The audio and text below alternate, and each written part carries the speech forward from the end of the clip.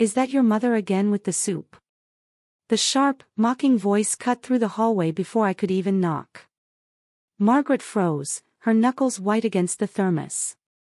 James, she whispered, a tremor in her voice. His answer came, soft, almost ashamed. She won't hear you. She's a little hard of hearing. Vanessa's laughter rang like nails on a chalkboard. I don't care. Last time, her soup gave me an upset stomach for 2 days. We're tossing it this time. Margaret's chest tightened. Every step she had taken in the frigid January morning, each ache and groan from her old bones, had led to this, dismissal, mockery, rejection. She slowly bent, placing the thermos gently on the doormat. It felt impossibly heavy, laden with more than just soup. It carried years of love, sacrifice, and hope. By the time she straightened, her legs screamed in protest. The elevator ride down was endless. She bit her lips until she tasted blood, forcing back tears that threatened to spill. Outside, the faint glow of the streetlights in the misted morning seemed to mock her solitude. Margaret wandered without direction, her cane tapping rhythmically against the frosted pavement, until she found herself on a park bench, frost biting her thin coat. Margaret? A familiar, concerned voice startled her. She looked up to see Dr. Nathan, jogging suit dusted with frost. What are you doing out here so early? Margaret forced a smile, brushing away the wet streaks on her cheeks. Just walking. He studied her, eyes sharp behind spectacles. Did something happen? Her voice trembled. It's nothing. Dr. Nathan didn't look convinced. Margaret, you need to get checked. How's your chest? Any pain? A dull squeeze had been creeping across her chest since leaving James' apartment. A little tightness, she admitted softly. You need to see the hospital. No arguments, he said firmly. And no, don't let James hear about it yet. You're too important to be ignored. Margaret's heart clenched. Her entire life had been about James, raising him alone after her husband died, working long days in the mill, sewing through the night so he never went without. Now, the boy she had once held in her arms, whose scraped knees she had kissed, whose college dreams she had sacrificed for, seemed to view her as a nuisance, a relic of an inconvenient past. Hours later, she found herself lying under the pale blue hospital lights, and 4 drip feeding slowly into her arm. Dr. Nathan had diagnosed her with acute myocardial ischemia, explaining that any delay could have been fatal. The sterile smell, the constant beeping of machines, the soft shuffle of nurses, everything felt distant, as if she were floating above it all. She overheard snippets of conversations outside her room. One nurse whispered about a woman hiding miscarriages from her husband, pretending it was just a heavy period. Margaret's thoughts went to Vanessa, her tone, her laughter, her cruelty. 5 years of marriage and no children, always keeping James under her thumb, always dismissing Margaret's love as foolish meddling. Later that afternoon, Dr. Nathan wheeled her down for a cardiac ultrasound. As they passed the obstetrics wing, a heated argument erupted behind a closed door, startling Margaret. She gripped the wheelchair's sides tightly. Life, she realized, had a way of exposing truths, pain, injustice, and love, often when least expected. Margaret's hand rested on the thermos she had left behind that morning. Empty, discarded, but still filled with memory. Every bubble that had risen in that soup, every careful chop of carrots and celery, had been an act of devotion. She closed her eyes, letting herself feel the grief, the love, and the anger all at once. The hospital's bright lights didn't burn her eyes, they illuminated the clarity she needed. Some battles, she knew, were worth fighting for, even if only in her own heart. What kind of hospital is this? You can't even save one child. The voice was sharp, hysterical, and unmistakable, Vanessa's. Margaret froze, her knuckles tightening around the wheelchair's arms. Mrs. James, your uterine lining is too thin, a a calm female doctor said patiently, trying to explain the test results. "Shut up!" Vanessa shrieked, her voice echoing down the hallway. "I didn't spend all this money to listen to you lecture me." Margaret and Dr. Nathan exchanged a glance.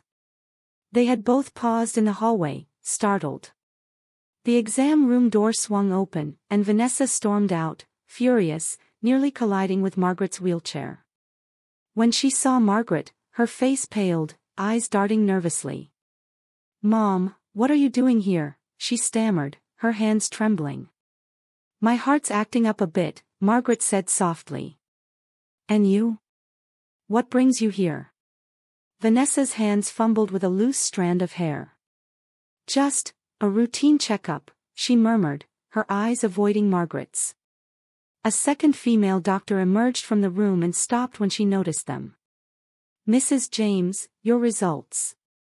Vanessa snatched the folder, stuffed it into her purse, and forced a smile. "Mom, I'll take you back to your room." "That won't be necessary," Dr. Nathan said coolly. "We still have a few more tests to run." Vanessa's shoulders relaxed, as if spared a punishment. "Well, get some rest, then," she muttered before fleeing down the hall. Margaret's chest tightened. Suspicion clouded her thoughts. "Is that your daughter-in-law, doctor?" she asked quietly as Dr. Nathan pushed her forward. "She's temperamental," he said carefully. Margaret didn't respond, but the truth had already settled in her mind. Vanessa had been lying to James all along. She was the one unable to have children, pretending it was a mutual struggle. The cardiac ultrasound went smoothly. Dr. Nathan explained that Margaret's heart showed early signs of ischemia, but nothing critical. Lifestyle adjustments and monitoring were enough. Back in her room, a nurse brought her mail. Margaret opened it slowly, and her hands froze. Redevelopment notice: Elm Street was slated for urban renewal. Every one of her 5 townhouses was in the demolition zone. The official assessment valued them at $18,000 per square foot. Margaret's calculations made her hands shake. Nearly $10 million.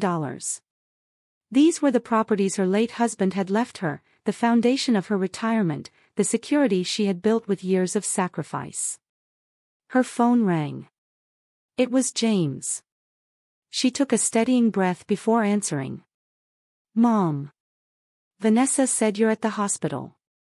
Are you okay? Which hospital are you at?" "I'm coming right now." His voice carried a sharp urgency Margaret hadn't heard in years. "Just a little anemia," she said, downplaying her condition.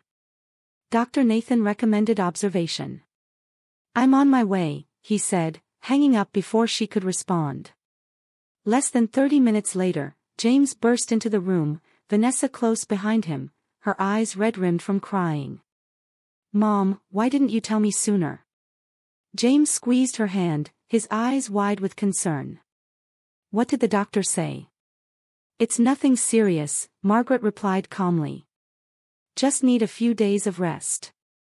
Vanessa sidled closer, plastering a false smile to her face. "Mom, you scared us so badly. James dropped an important meeting to rush here." Margaret recalled Vanessa's earlier hysteria outside the OB office. How much had she been hiding from James? James leaned back, trying to sound casual. "I heard our old neighborhood is being redeveloped." "Is that true?"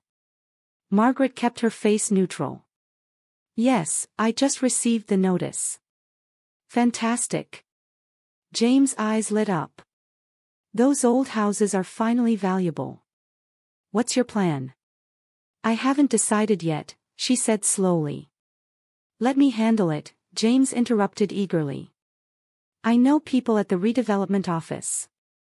I can get the best deal for you. You shouldn't have to worry about this at your age." Vanessa chimed in, echoing him. "That's right, Mom. You have James to take care of it." Margaret's chest ached. Greed gleamed in their eyes like a mirror of their priorities. She closed her eyes. "We'll see. I'm tired." I need to rest. After they left, Margaret dialed an old number she hadn't called in years. Robert Wallace, her late husband's longtime friend and attorney. "Robert, it's Margaret," she said, her voice trembling. "I need advice." 3 days later, leaning on her cane, Margaret arrived at Robert's downtown office. His hair was white, but he still carried himself with dignity. "Margaret, it's been too long," he said, helping her into a chair and offering tea. "After John passed, I regret not helping more with James." She recounted recent events, the redevelopment notice, James' sudden interest, and Vanessa's hidden truth at the hospital. Robert listened, frowning, then pulled a file from his cabinet. "Margaret, you need to know this," he said gravely. The file contained consultation records signed by James. He had inquired about a senior citizen's will and the legal possibility to gain control of property should Margaret become mentally unfit. Margaret's hands trembled. The boy she raised with love, sacrifice, and sleepless nights, was plotting to claim her estate prematurely. Robert advised her to secure a legal assessment of her mental state and establish a trust for her properties, ensuring any inheritance could only be claimed after her natural death, with provisions for charitable distribution if anything untoward occurred. "And," he added in a lowered voice, "be very careful with your food and medications." Margaret felt a chill. James might try to harm her. She visited the city planning office to verify redevelopment details. A staff member whispered that James had already visited, eager to handle the paperwork himself. Margaret's suspicion deepened. Back home, she inspected her safe and medicine cabinet. Deeds had been disturbed, combination marks suggested a failed attempt, and the order of her medications had been tampered with. Cold dread washed over her. The phone rang. James' voice was sharp. "Mom, where have you been?" "I've called several times." "I went for a walk," she replied evenly. Nothing more. Later that evening, James and Vanessa arrived with chicken soup and supplements. Their attention was suffocating, watching her sip the iron supplement, checking she finished every spoonful. Only after they left did she discreetly dispose of the soup and the contents of the supplement bottles. The next morning, she delivered the supplements to Dr. Nathan's recommended lab. During the 2-day wait for results, Margaret acted decisively. She transferred her savings to a new account, signed up for senior center activities, and tested James' response by feigning a mild heart episode. When the paramedics arrived, their disappointment was palpable. Her son hadn't come, he only sent an ambulance. The lab results confirmed her fears. The supplements contained low doses of a cardiac-affecting substance, dangerous over long-term use. James had been willing to risk her life for control over her estate. Dr. Nathan met with her privately. "Margaret, this is serious. Have you contacted the authorities?" "I need more evidence first," she replied, her voice steady. Dr. Nathan looked at her with a mixture of awe and concern. "All right," he said finally. "I'll help in any way I can, but for now, stay alert and careful." Margaret felt a grim sense of resolve. Her life, built on sacrifice and love, was hers to protect, no matter the betrayal around her. "But if anything happens, Margaret, call me immediately. Any hour, day or night." James squeezed her hand, concern pressing into the gesture. After Dr. Nathan left, Margaret opened the senior center schedule. A legal seminar was happening the next day, presented by retired Judge Wallace. She circled the time with a decisive penstroke. This was her chance to gain the knowledge she desperately needed. That evening, James called. His voice was carefully concerned, almost theatrical. Margaret deliberately spoke weakly, her words tremulous. "The doctor says my condition is delicate. I need extended rest." "Mom, don't worry," he said suddenly, his tone sharp with a hidden eagerness. "Vanessa and I will take care of you. By the way, have you decided anything about the redevelopment yet?" Margaret feigned indecision. I think I'll leave it to you both, but I must write a will first. A will? James' voice jumped an octave. You're making a will. Yes, she said, keeping her tone faint, almost feeble. I have an appointment with my lawyer tomorrow, just in case. James interrupted hastily. Mom, don't say that. You'll live a long, long life. What time is your appointment? Vanessa and I should come with you. Margaret's lips curled into a subtle, cold smile. No, that's unnecessary. You both have so much to do. She hung up and gazed at the city lights from her window, plotting her next moves. Tomorrow, her strategy would begin. The activity room at the senior center was warm, bright, and buzzing with conversation. About 20 seniors gathered around Judge Wallace, listening intently as he explained elder legal protections. His silver hair was perfectly combed, voice firm and clear despite his years. A living trust is the most effective tool for protecting your assets, Judge Wallace said, adjusting his glasses. Especially when you suspect your children might try to take advantage of your property. Margaret's heart leapt.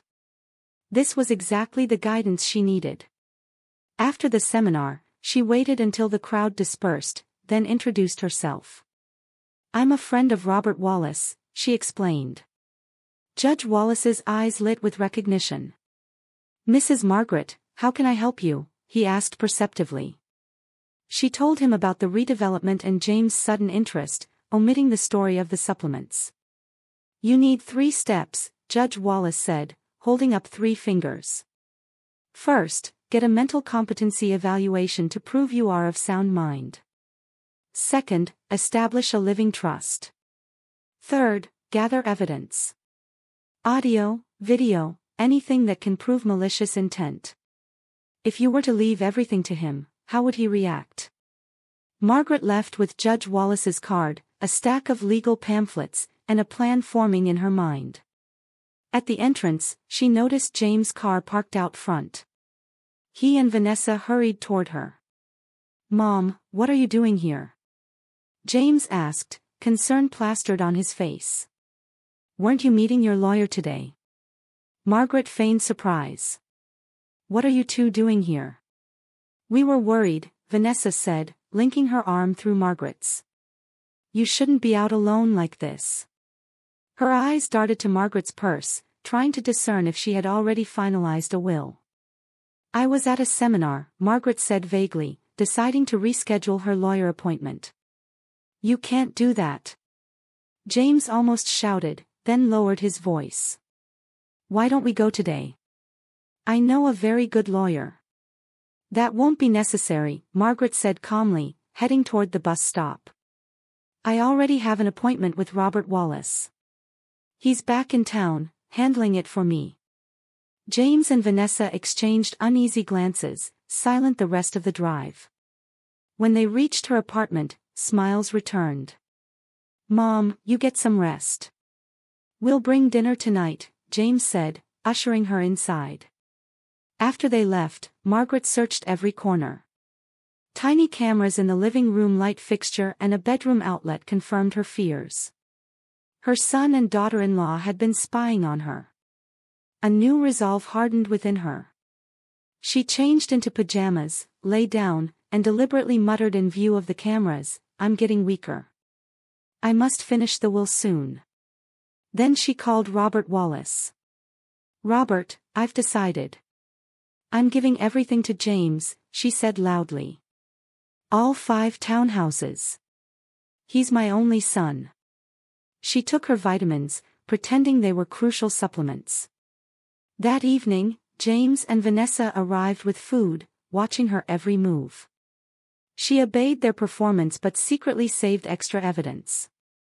The next day, at Robert Wallace's office, Margaret formally executed her will. Following Judge Wallace's advice, she established a living trust. James could only inherit after her natural death, and if anything suspicious occurred, the estate would go to a charitable foundation for the elderly. Are you sure about this? Robert asked gravely. Yes, Margaret said firmly, tears in her eyes. I won't let him succeed, but I don't want to destroy him either. Robert handed her a mental competency evaluation. This proves you are of sound mind. I've arranged notarization. Margaret then bought miniature audio recorders and hidden cameras. She installed them discreetly in the living room, bedroom, and kitchen. If they could spy on her, she could record the truth. Her performance began. She feigned illness, whispered false updates about her will, and let her devices capture every reaction. 3 nights later, James came alone with more supplements, checking obsessively if she had taken her medications. Much better, she whispered. About the will. I'm signing it tomorrow. Everything goes to you. His eyes gleamed, a smile spreading uncontrollably. Mom. I wasn't expecting that. For a fleeting moment, she hoped he might confess, but then his phone rang. He spoke low, phrases like, signing tomorrow, everything's ours, she won't last, carried through. Margaret closed her eyes, tears streaming. This was her own son, now anticipating her end. She pretended to sleep as he left, then reviewed the footage. He had rifled through her documents, counted supplements, and even acknowledged the hidden cameras. She saved the evidence to a flash drive and locked it in a bank safe. The following day, she met Robert Wallace and Judge Wallace at a coffee shop to review the recordings. Both were silent for a long moment. This is enough to press charges, Judge Wallace said finally. But what will you do? Margaret breathed deeply. I want to wait. I want to see how far he will go. Robert frowned. It's dangerous. What if he finds out? I'm prepared, she said, showing a pre-written message to Dr. Nathan. If she failed to contact him within 2 hours, he was to call the authorities immediately. Afterward, she attended a senior center legal clinic, meeting others with similar stories. Mrs. Lowe shared her heartbreak. A son had tried to seize her property by sending her to a substandard nursing home. Judge Wallace helped me reclaim everything, she said. On the balcony at home, the city's redevelopment notice arrived earlier than expected. The young employee confirmed James had already tried to intervene. Margaret called Robert Wallace, who advised her to sign the agreements herself. Before she could relax, James and Vanessa rang the doorbell.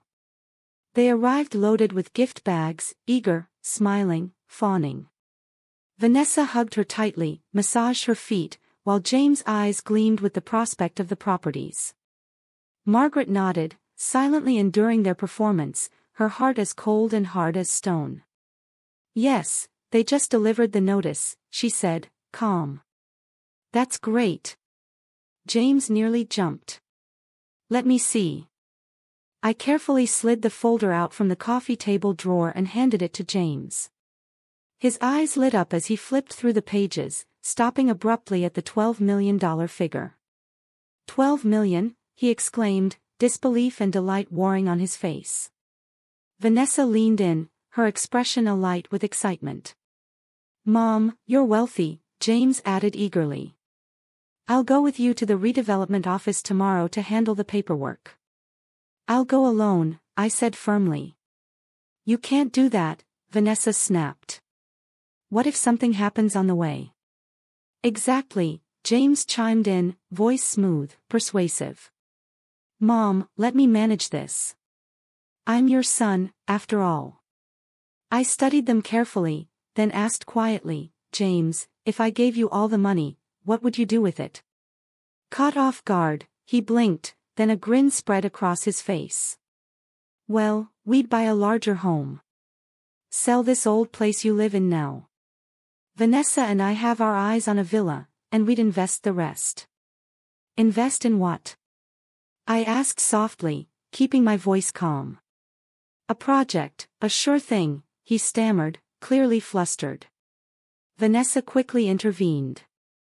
Mom, have some bird's nest soup. I made it just for you. She bustled to the kitchen, glancing at James with a subtle signal. James produced a polished box from his bag.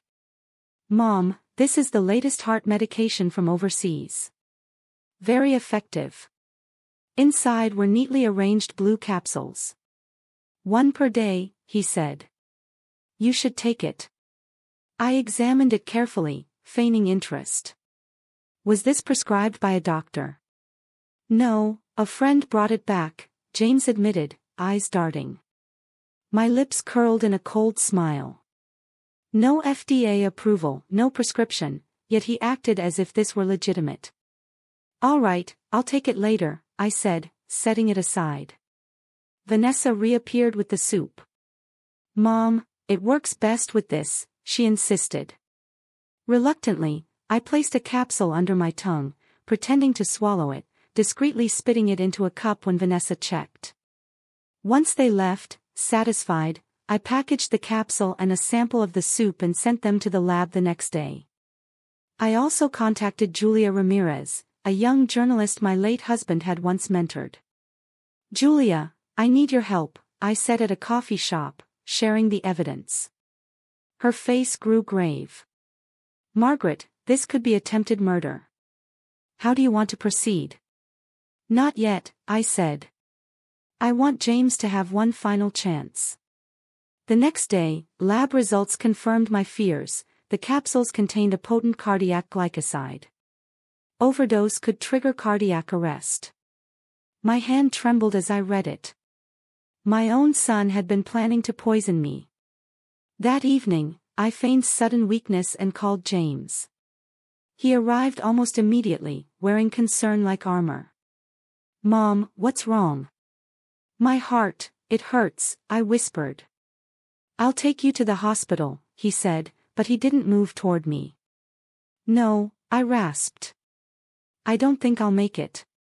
James' voice cracked, falsely anguished, though his eyes lingered on the forged will draft.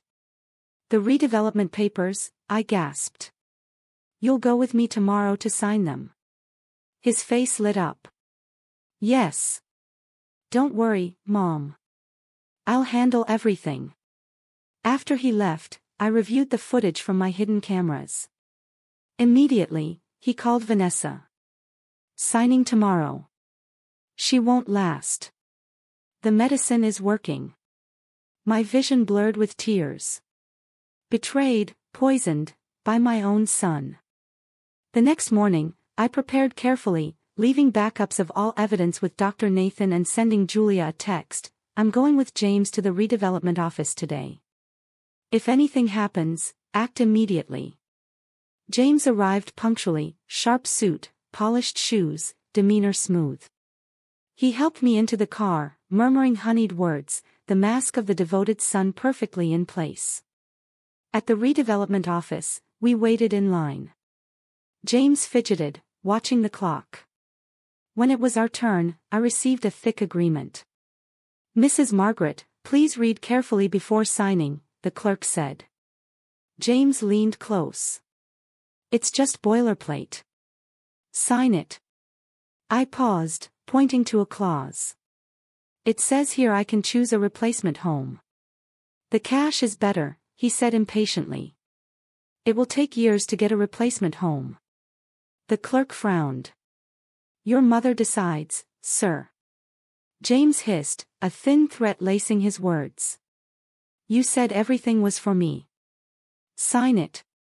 I drew a deep breath and produced a folder from my purse. Before I sign, you need to see this. Inside were lab reports, video screenshots, and transcripts of audio recordings. James' face drained of color. What is this? He stammered.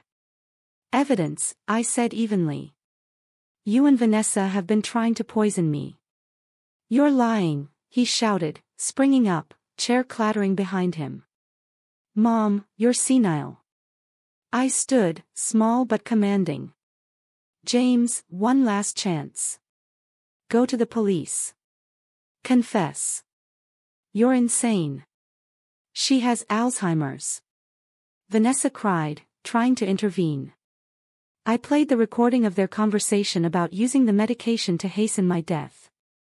The office fell silent. James' face went pale. He tried to flee, but 2 police officers entered with Julia Ramirez. His legs gave out, he collapsed. "Mr. James," an officer said, voice firm, "you're a suspect in aggravated battery and attempted murder. Come with us." His eyes, wide with terror, met mine briefly, a weak, frightened boy, the son I had once known, undone by his greed. Julia held my hand gently. "Do you want to go home?" I shook my head, standing tall. The sun on my face felt warm, liberating. For the first time in 79 years, I felt free. At the police station, Officer Lin reviewed my evidence, asking for the notarized mental competency evaluation. I handed it to her. Collected legally, of sound mind. James was being questioned next door. Julia stayed close, watching. The surveillance footage showed him pressuring me, his panic after hearing the recording, clear as day. "Do you want to press charges?" Officer Lin asked. "I want to speak with him first," I said calmly. Minutes later, in a mediation room, James sat across from me, pale and tear-streaked. "Mom.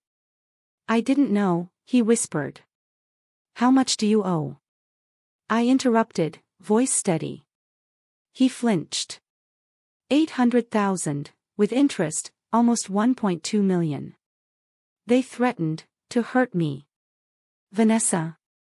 I asked softly. "She suggested it," he sobbed. "Said you were old, might as well be sooner." I rose, chair scraping the floor. Officer Lin caught me, but I brushed her off. My heart hardened, my voice clear. Julia helped me leave, and we ran into Vanessa. Her face drained of color. "Mom, it's a misunderstanding. My cousin gave the medicine."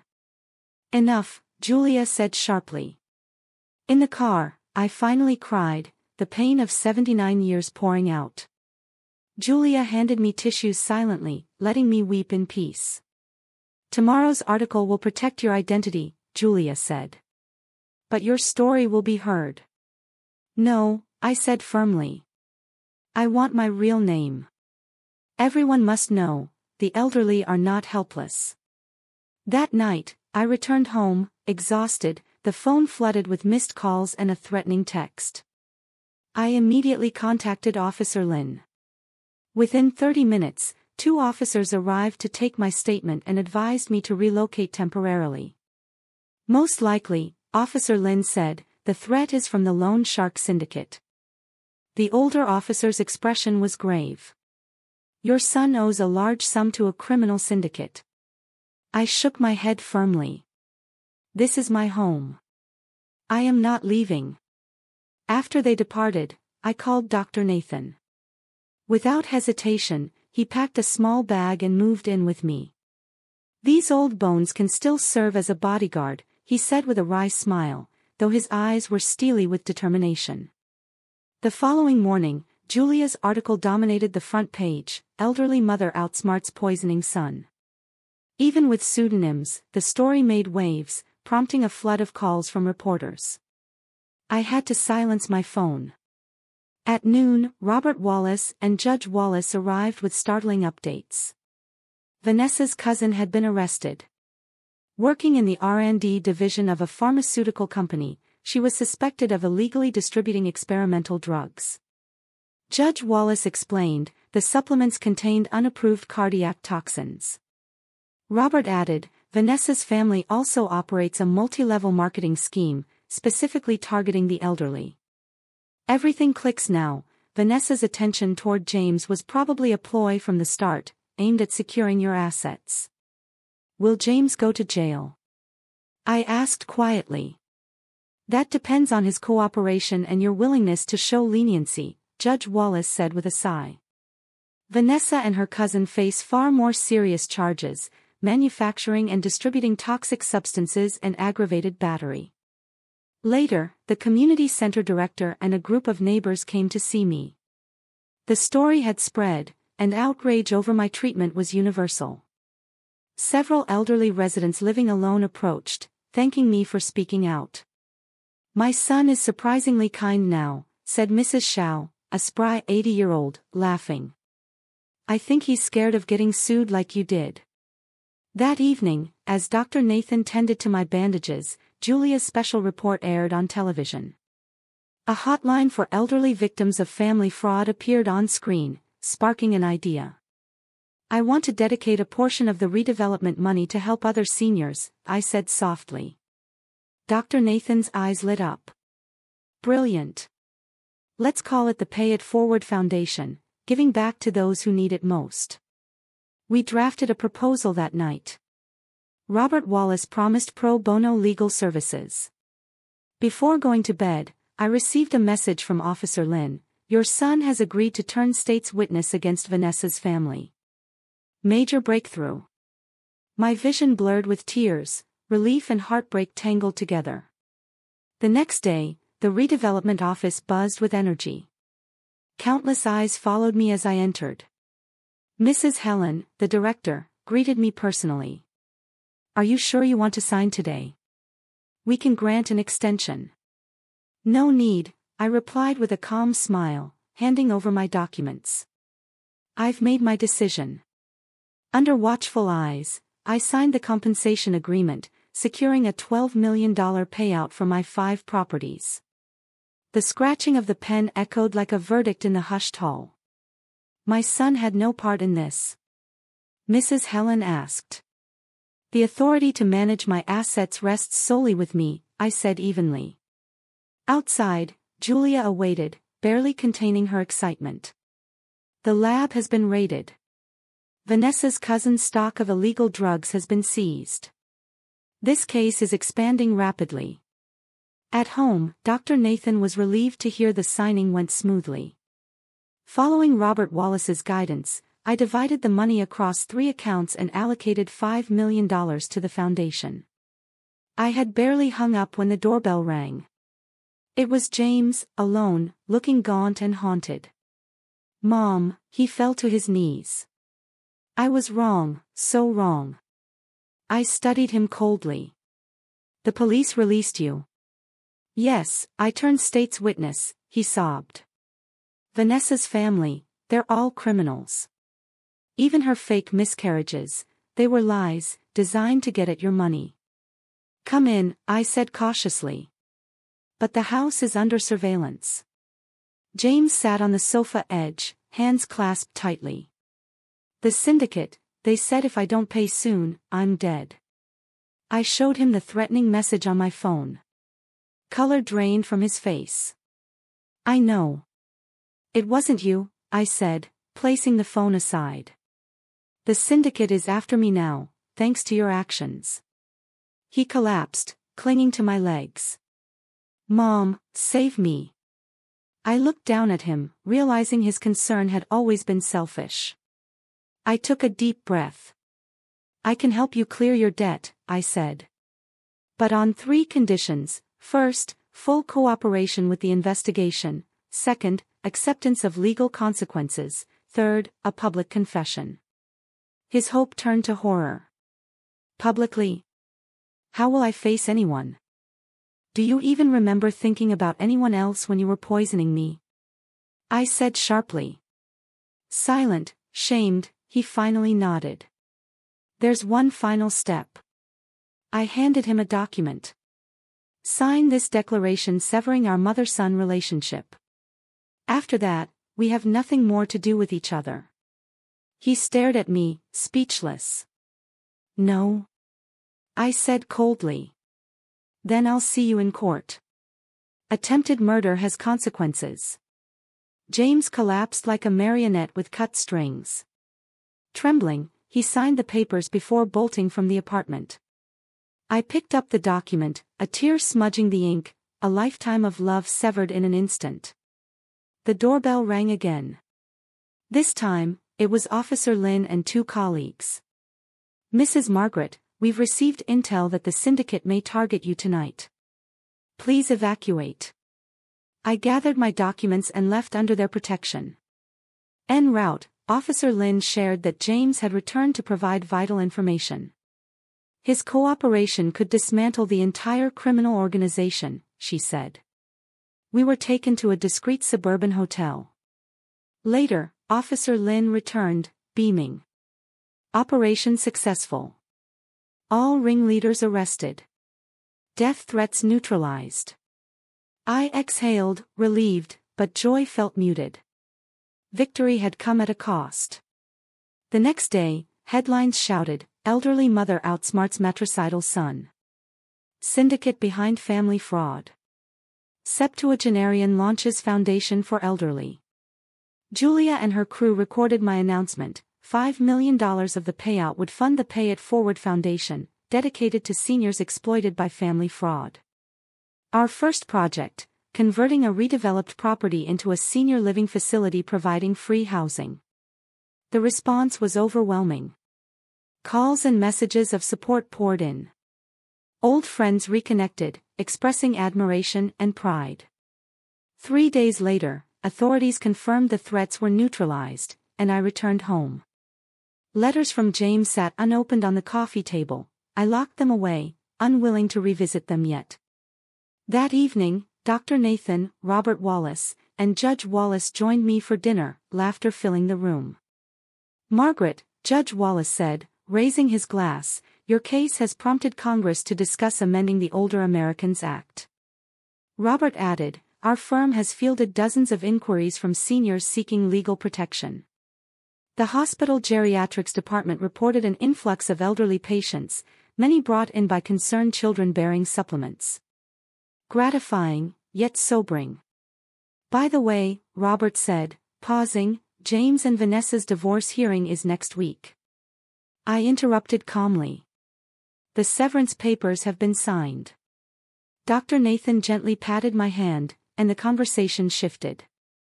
Before bed, I finally held James' unopened letter, the handwriting reminiscent of his first Mother's Day card. In the end, I returned it to the drawer. Some wounds require distance. Some forgiveness, time. The moonlight spilled across the floor, serene and quiet. Tomorrow, I would begin a new chapter, not as someone's mother, but simply as Margaret. The renovation of the senior apartment complex, which I had named Haven House, was moving along faster than anticipated. I lingered in the freshly painted hallway, watching workers attach handrails and lay non-slip flooring. A long-dormant sense of pride swelled in my chest. This place was finally being transformed into something meaningful.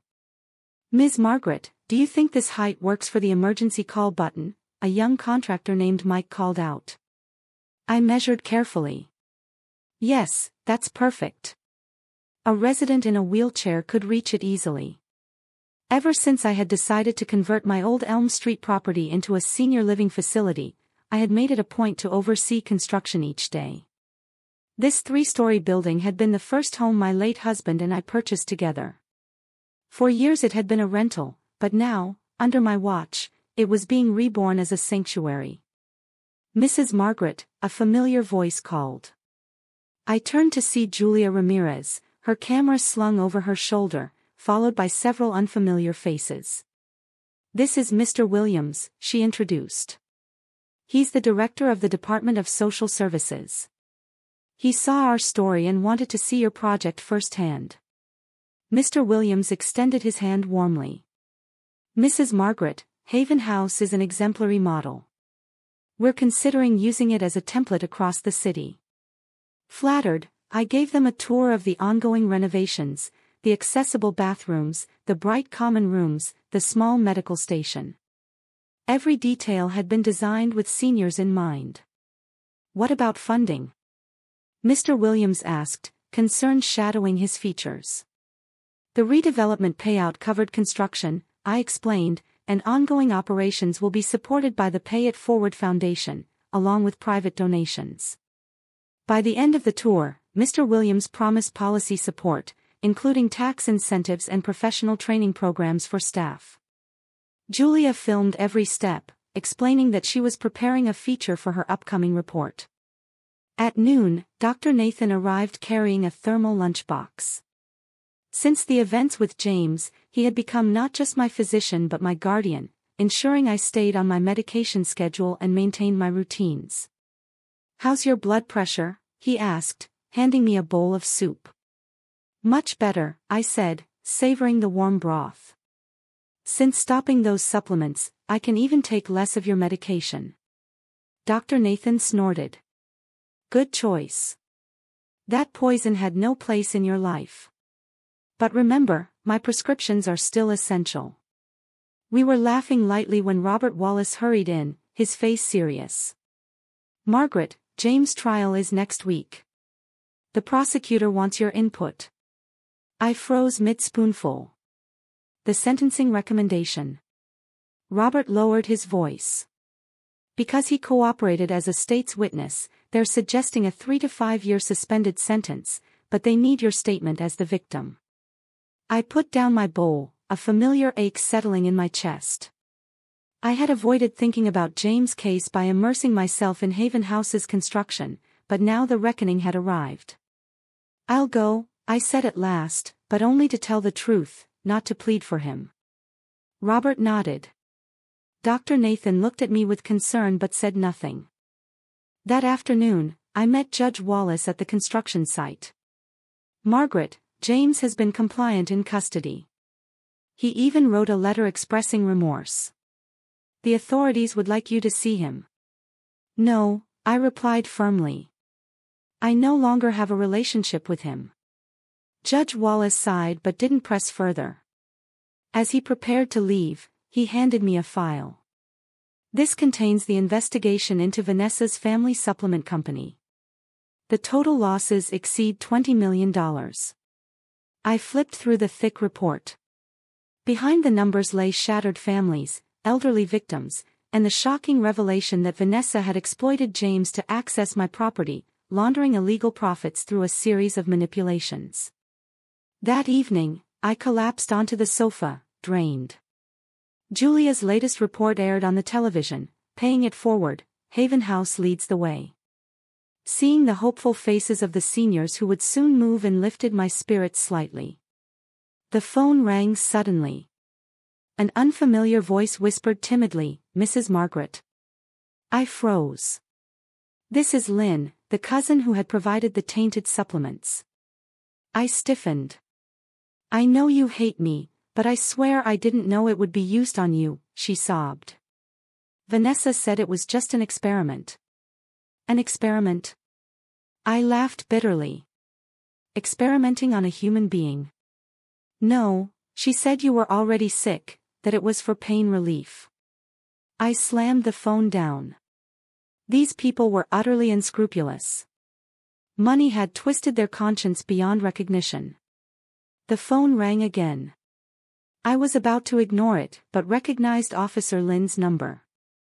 Mrs. Margaret, the leader of the Loan Shark Syndicate, just confessed, she said. Vanessa was one of their agents, tasked with targeting elderly families with property. I gripped the phone, finally seeing the full scope of the scheme.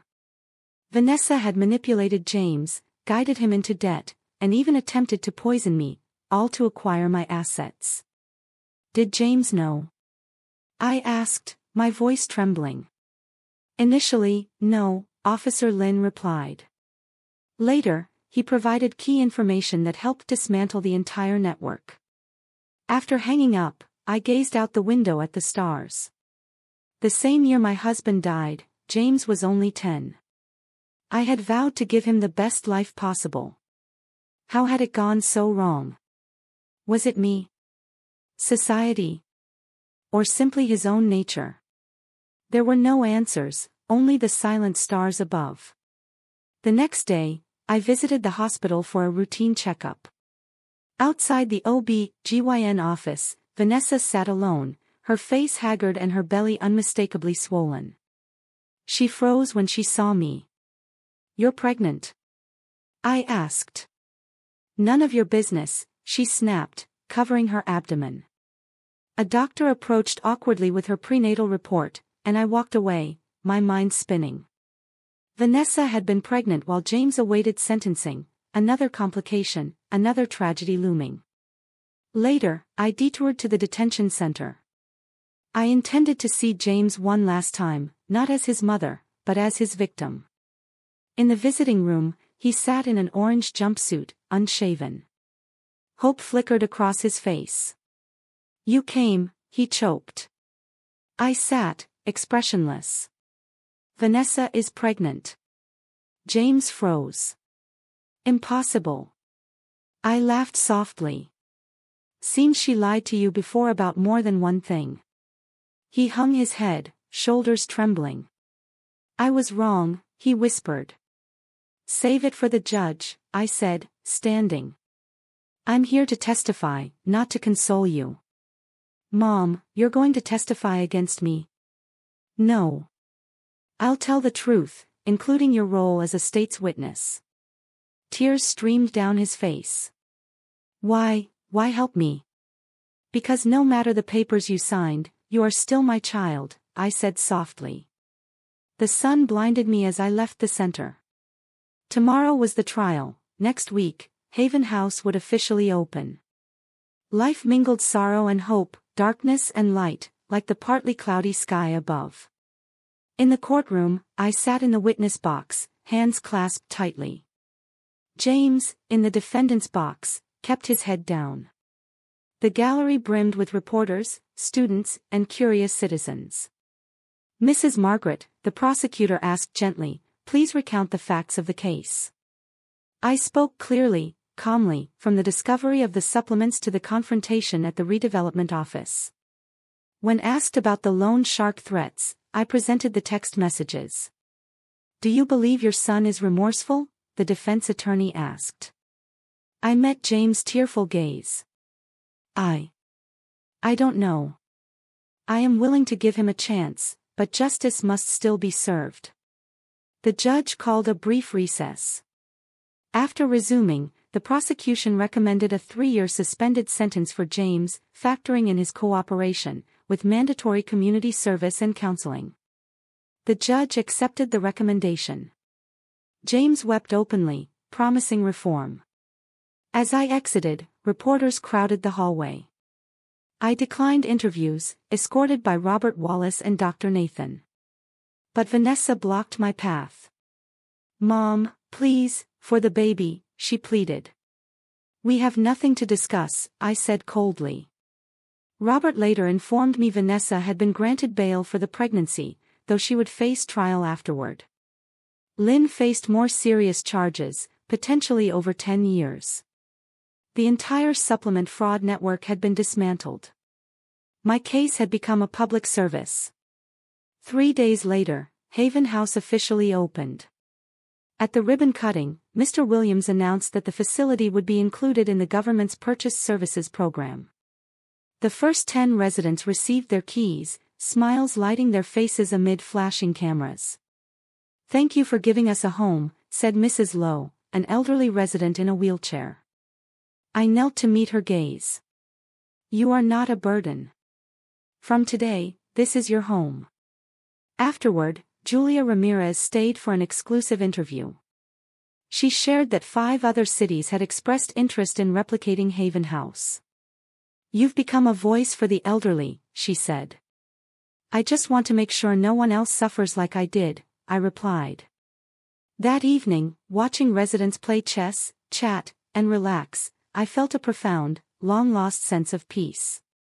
For the first time in years, the house truly felt like home, for them, and for me. There were no schemes here, no agendas, only the quiet comfort of shared care and respect. Dr. Nathan came over and asked softly, Margaret, are you tired? Want to call it a night? I shook my head with a small smile. I'll stay a bit longer. Watching them, it gives me peace. He nodded and settled into the sofa beside me. Together, we watched the residents move about, some playing chess, others reading or laughing with one another. Silence hung comfortably between us. Dr. Nathan, I asked after a moment, do you think I should forgive James? He paused, considering. Forgiveness isn't for him, he said quietly. It's for you. Carrying anger drains you. Letting go frees you. I exhaled slowly. Forgiveness felt heavy, almost unbearable. I wasn't ready to carry that weight yet. The following morning, a letter arrived from the detention center. This time, I opened it. In neat, careful handwriting, James expressed his deep remorse. A small, childish sketch of me teaching him to write as a little boy accompanied the words. At the bottom, he had written, "Mom, whether you forgive me or not, I will spend my life trying to make amends. When I'm free, I hope to volunteer at Haven House. I don't ask you to acknowledge me, only to let me be near you from a distance." I pressed the letter to my chest, tears slipping silently down my cheeks. The child I had once cherished, now behind bars, finally seemed to understand the gravity of family bonds. A week later, Vanessa gave birth prematurely. Dr. Nathan, on duty at the hospital, called with updates. "It's a boy, 4 pounds 8 ounces. Fragile, but stable. Vanessa had heavy bleeding and is now in the ICU." I held the phone, my thoughts a tangle of concern. That small life, innocent and dependent, had a father facing prison and a mother in critical condition. "Who's looking after him?" I asked. "He's in the neonatal unit. Vanessa's parents haven't arrived yet. Margaret, do you want to come see him?" I stood at the window for a long time, sunlight warming the sign for Haven House below. The seniors living there had been abandoned by their families. Now, this newborn faced life without immediate guardians. I made my decision. In the hospital's neonatal unit, the tiny boy rested peacefully in the incubator, his chest rising and falling with delicate rhythm. The nurse approached cautiously. "Are you a family member?" she asked. I hesitated, then nodded. "I suppose. I am." "That's good," she said, handing me a clipboard. "We need a guardian to sign consent for further tests." I paused, then wrote, "Grandmother." My hand trembled slightly. Leaning over the incubator, I traced the curve of his small head. He had not chosen his parents, just as James had not chosen to be my son. Yet life offers choices beyond beginnings, and I whispered softly, "Grandma is here." The ICU light glowed steadily down the hall, a quiet sentinel. I didn't know if Vanessa would survive or how James would face his child upon release, but I promised this little life, whatever the failings of his parents, he would always have a grandmother who would never abandon him. On Haven House's first anniversary, the courtyard was alive with celebration. Lanterns and banners shimmered in the spring sunlight. Residents in their best clothes gathered for the festivities, joined by officials, volunteers, and journalists. One guest stood slightly apart, James, freshly released, holding a bouquet of carnations.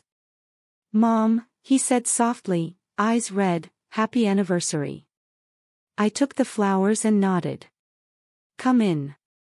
I've saved you a seat." Over the past year, James had been a model inmate, writing weekly letters about his growth and remorse. I had never replied, but had instructed Robert Wallace to let him know he could see me only at Haven House's anniversary if he truly repented. Dr. Nathan, who had become the facility's full-time medical consultant, gently handed me the microphone. "Let's welcome our director, Margaret," he said with a smile. I stood at the podium, looking out over familiar faces, residents, staff, supporters, and James at the back, head bowed. A year ago, Haven House had risen from pain and vigilance. Today, it sheltered 23 seniors and inspired a wider community. Applause filled the courtyard. I recounted the year's milestones, a daycare and cafeteria added, the Pay It Forward Foundation aiding 17 seniors in defending their rights, and the government expanding the model to 3 more districts. Afterward, the residents performed, singing, reciting poetry, Tai Chi demonstrations, culminating in the staff singing, "You Are My Sunshine." The garden echoed with laughter and pride. Robert Wallace approached quietly. "Margaret, Vanessa has applied for parole. She wants to see her child."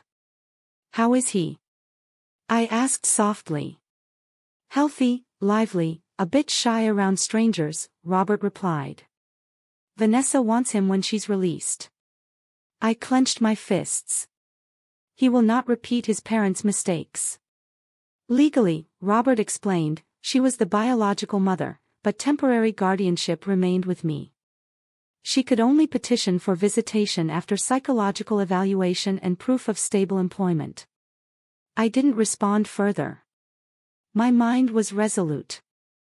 As the crowd dispersed, James lingered. Margaret, is there anything I can do? The apartment needs a handyman, I said coolly. Hard work, modest pay. James' face lit with hope. I can do it. I learned plumbing and electrical repairs in prison. 3-month probation. Fail, and you're out, I warned. He nodded repeatedly, tears finally spilling. Don't call me Mom, I said. Here, you know me as Director Margaret. James became an ordinary employee, arriving early, leaving late, taking on the hardest tasks. The residents didn't know his past, they only saw a diligent, kind young man. I watched him quietly, allowing him no favors, only observing the growth of responsibility and humility. Months later, Vanessa's parole hearing confirmed temporary guardianship of John remained with me. She could request supervised visitation only after demonstrating readiness. One autumn morning, a call from the medical station reported that Mrs. Lowe had fallen. I arrived to see James carrying her to Dr. Nathan. Her blood pressure was high, but her condition was stable.